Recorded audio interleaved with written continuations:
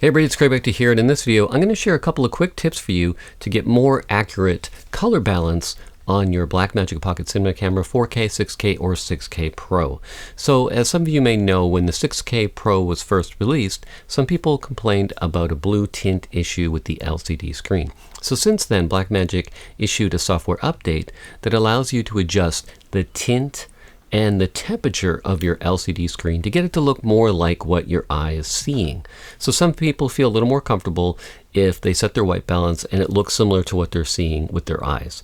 Although it doesn't really matter, because if you shoot in RAW or ProRes, you can adjust all these things in post.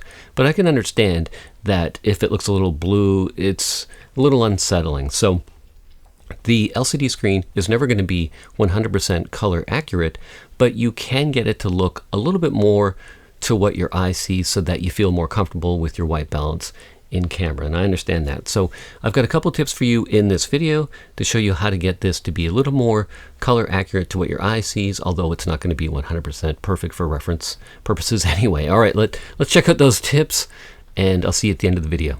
To calibrate your camera, you're going to need something like the X-Rite i1 Display Pro, and you're going to need some calibration software, obviously a computer. I'm using ColorSpace. Now I have a paid version, but they also have a free version. There's also free calibration software you can use. And you can see I've got the back of the camera screen angled, and I have the X-Rite i1 Display Pro on the white patch. And then I can adjust the tint and the temperature until I can get as close to accurate white balance using the software. So I suggest you try this out. If you've got an i1 Display Pro and some free software, give it a try. I was able to get something that was pretty close to accurate to my eye. All right, thanks for watching this video. If you found it helpful, give me a thumbs up. Helps this video get more views. Also, if you're not already a subscriber, hit that subscribe button and hit that bell notification for more updates.